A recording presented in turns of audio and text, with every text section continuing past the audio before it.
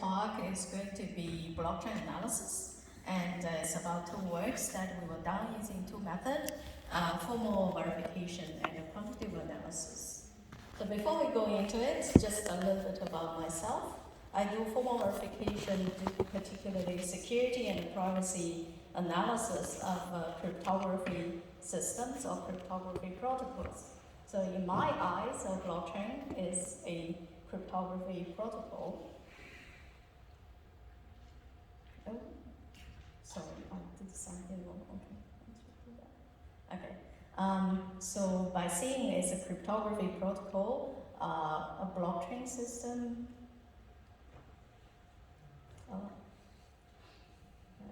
A blockchain system has those nodes. It's essentially a peer-to-peer network with all those nodes, and each node is running some algorithms, particularly using cryptography. And since it's all distributed, those nodes are essentially at different states at the same time. So we need consensus algorithms for them to agree with each other so that they stay at the same state. And the good thing of this peer-to-peer network with so many nodes and so many copies of this chain is that it can tolerate those faulty nodes to avoid a single point of failure. For today's talk, we're going to assume the cryptography is perfect, and then we are going to focus on the analysis of the consensus and also analysis on the network. That's the basics, and nowadays people talk about blockchain 2.0 with the introduction of smart contract. Smart contract is simply a very small program running in a virtual machine, and this virtual machine is again running on each node. With this introduction, the blockchain system is getting much more complicated. You can see there, people nicely divided them into 4 layers, from bottom, network layer, consensus layer, data layer, and application layers. The blockchain digital currencies are all at the application layer, but today we're going to focus on the consensus layers and the network layer. The first work is on the consensus layer, second work is on the network layer. There has been many consensus algorithms, and I believe you are all familiar with this proof of work on the that corner, and Algorand is a proof of stake. And for each type of consensus algorithms, you probably can find many different blockchain systems. Today we are going to focus on this BFT-based consensus. First, what is BFT? It stands for Byzantine Fault Tolerance. It's proposed by Leslie Lamport, for which he won the Turing Award in 2013. He proposed this Byzantine fault generals problem, and this is widely used in the broadcasting. And this is much earlier than the proposal of Bitcoin. This was discussed in the 1980s. This problem is nicely presented, a very interesting story. A city was surrounded by 8 divisions of Byzantine armies. Each division has a general to make a decision. And there's defense in the city. If all the 8 generals agree, make the same correct decision to attack, then they will conquer the city. If otherwise, they can also make a decision to retreat, then they have no loss.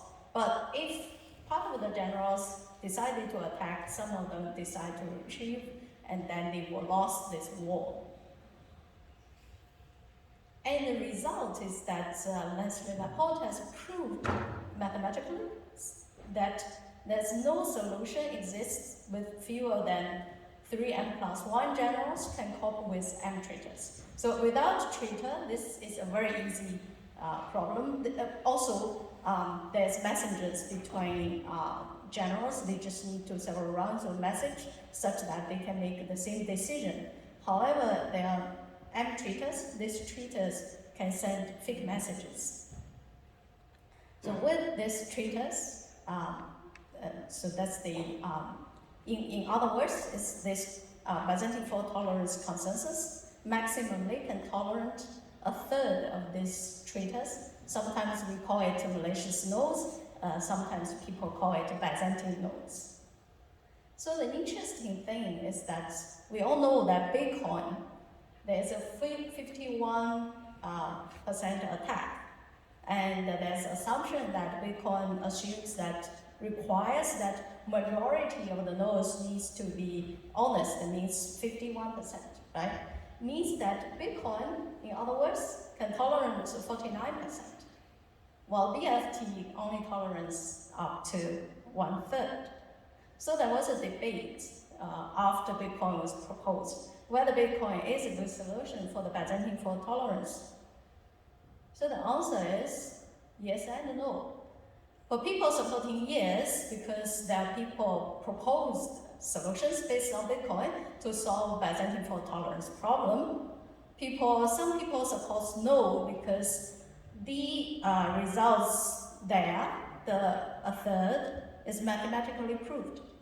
However, for Bitcoin, there's no mathematical proof. So that's why we need to do, although we use it, we all see Bitcoin blockchain secure, trusted, but essentially there's no mathematical proof yet. So this can be dangerous. But by the way, just something outside. The key challenge for proving this Bitcoin, there are two. One is, the core one is actually the incentive. They assume the nodes are honest. In reality, the nodes may not be honest. This requires game theory analysis, for example, the previous speaker did the work. I'm not going to focus on incentive analysis, but I did a formal analysis on the consensus. Another challenge for Bitcoin is the probabilistic. So that's why we didn't do that one. Instead, we take a simpler one, tenement. This one is non-probabilistic, so it's easier to start with. And we use the technique called model checking to analyze this tenement consensus algorithms. So first of all, what is formal verification? In particular here, I mean automated formal verification. You have a system and analysis. In our case, is the tenement consensus. We have their white paper. What we need first is to formalize to specify this system and using a formal language called CSP#. And then second, we need to give the properties we want to prove for this consensus. And in addition, we consider some malicious attackers or malicious nodes. So this is also formalized. And then we can give this model the three components into the tool called, we use the tool called PAT. And the tool will give us results by asking this property is satisfied by this model, or alternatively, if it's not satisfied, the tool will give us a counterexample. By the way, this is the behavior of this tenement. This is the behavior of one node. You can imagine each node is running roughly this algorithm, and there are so many nodes working together and sending messages to each other. I will not present the details here, since we are late. So the idea of doing formal verification is we model this process. You can consider that as an automata, right? We just write this automata into a sequence of actions. And then, of course, we need to define the data. And then since we have this sequence of actions for one node, and then we have many nodes, we put all the sequences together in parallel, and then their communications by sending messages. We modeled the cryptography using a C# library, and each node maintains a local chain to mimic exactly what is happening in this tenement blockchain. For network, we assume the network is good. the nodes are connected to each other, no network latency, but this is purely asynchronous network. Means that the nodes may stay at a different stage. So with this modeling, the properties we checked, those listed there as 5. Deadlock-free means that the system would not stuck somewhere. The ability to reach consensus, I think in the first talk you heard about that. There's safety and liveness. This is one of them. And then also we modeled the 3 malicious types, like overwrite, invalid blocks, or denial of service to some of the transactions. And then the result is just shown here. The model available online. I will not go into details about that. And the descriptions is in the paper. So for the result, I want to highlight that we did the 2 sets of verification. The first one is 3 validators for 4 rounds. One round is you can consider as 1 block. Each round has 1 block. For the 6 validators, we simplified some parts, and we only did it for 1 round. So the limitation is quite obvious. The reason we can't do all of them is simply because the tool cannot handle so much state space due to the asynchronous network. There are many states here. So for the formal proof of blockchain, when we look at it, it's really complicated proof because it is a distributed system. There are concurrences. And then we need to consider Byzantine nodes. And then the network is asynchronized. And then we also need to think about the attackers and also incentive. Of course, we didn't think about the incentive, but we modeled this concurrency. We included Byzantine. We can model the asynchronized network, and we modeled a few cases of attackers. But we didn't model incentive, and we can only model limited number of validators. So later we checked about existing works and thinking of getting to have more better abstraction such that we can accelerate our ability to do analysis. We found 2 types. One is called parameterized model checking. This is mainly it applied to the traditional Byzantine fault tolerance, not for blockchain.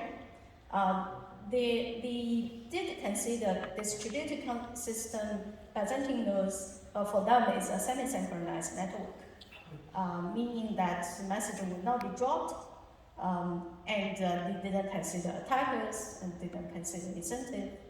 Another one is for theorem proving. People use theorem proving to prove a certain newly proposed specific consensus algorithms are correct. But it's well known that the theorem proving is bad at modeling concurrency, and then they didn't talk about the attackers as well. Mainly this is for proving for their functionalities, so they normally also don't consider Byzantine nodes. So it's currently an open challenge to develop better automated form verification techniques and do the proofs for blockchain consensus. By looking at this consensus, different type of consensus and different blockchain algorithms, we get a similar kind of observation, seeing that 2 blockchains are difficult to compare. And this is, you probably already heard of a talk from yesterday. They did benchmark for quite a lot of work to compare 2 blockchain systems. So we have the same observation, but we tackle the problem from different point of view. We abstract away all this special settings in different blockchain and try to extract it and do from the theoretical point of view. We do an analysis. So we created a uniform model for efficiency analysis, particularly for one type of blockchains, PBFT based. This is our observation. We found that most of these new blockchain platforms are focusing on improving efficiency properties, typically the transaction per second, and there are also blockchains focusing on other properties, but there's no fair comparison for these blockchain platforms, especially if they belong to different type of consensus. It's difficult to compare, and even they are the same type of consensus, the comparison between two platforms are still not comparable. And we choose one subtype of BFT-based called PBFT-based blockchains. We found that in some of these blockchain platform, in their white paper, they claim something like this blockchain can reach 700,000 transactions per second. The finality is only 400 milliseconds. However, in the dashboard, what we can observe is only 2,000 transactions per second. So this makes us thinking, what is the impact factors of these differences? We found that the hardware, the number of nodes, the networks are the key influence factors. And for a different blockchain, we found claims like 12,000 transactions per second, 1 second for finality.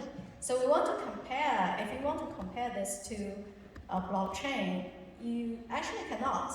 By just looking at the number, it doesn't give you anything because they are running, those data is collected with their specific environment and they're using their specific networks and hardwares. So there's no fair comparison.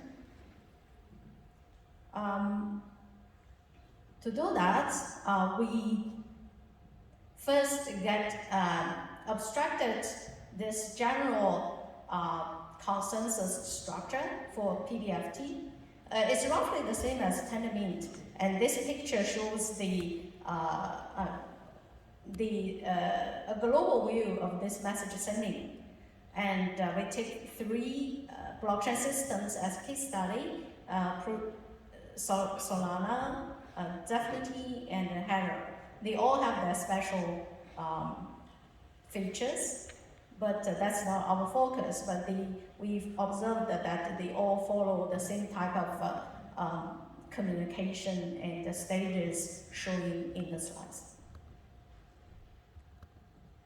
So in order to have a fair comparison, we need to put every blockchain system on the same ground. We made assumptions that they have the same hardware, same stake, same type of Byzantine, and then we assumed a semi-synchronized network, slightly lower assumption than asynchronized, meaning that messages will eventually be delivered within our bound. So even with this assumption, it's still quite complicated to calculate the efficiency. By the way, the efficiency here, we mean it's not transaction per second, because it's a theoretical work, we don't have the real time. Instead, we have the messages. So what we mean by efficiency here is message complexity, we call it network load, meaning how many messages needed to reach consensus. And then the other one is time complexity, means that how many hops is needed to reach consensus. Once you have the interval for each hop, you times the hops, you can get the time. So to do this calculation, it's still quite complicated because when a node went to the second stage, another node is still at the first stage. So to simplify this calculation, we force them to go to the stage at the same time. So this is the picture in the lower part. So this means the time is slightly longer, but this is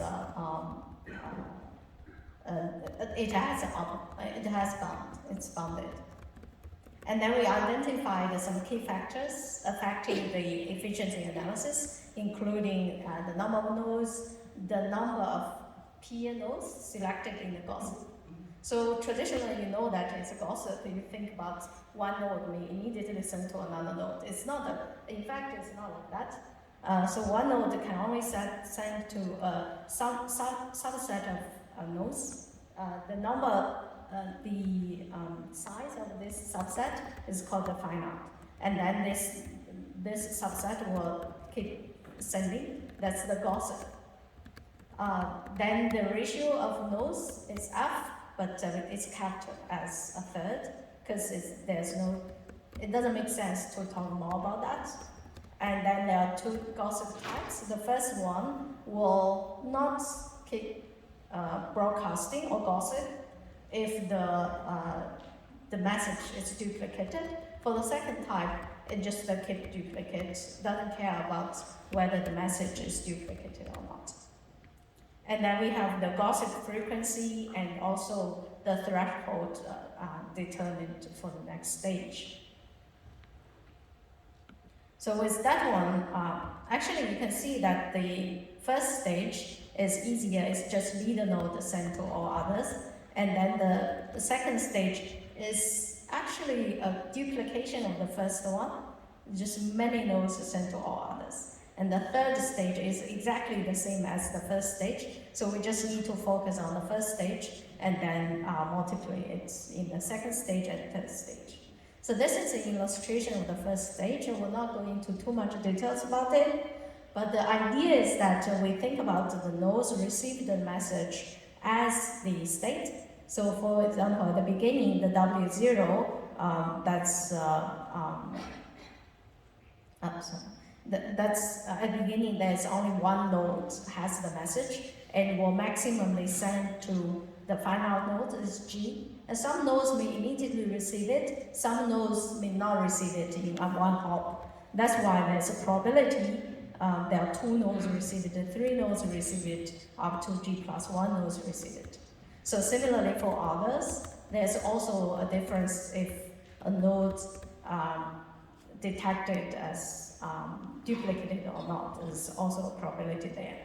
But once you have this model, and then you can define the conditions jumping to the next stage. For example, if 2 out of 3 nodes is receive the message, we think that's the termination first stage. And then you can calculate the probabilities, the confidence of terminating.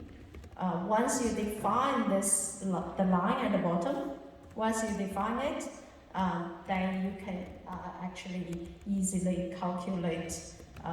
So this is the condition reaching the termination of one stage. And then now you can calculate the messages needed and also the count of the hops needed to finish the first stage. Similarly, you can calculate for the second stage and third stage. So the results, we found the relations between key factors and relations between these identified key factors and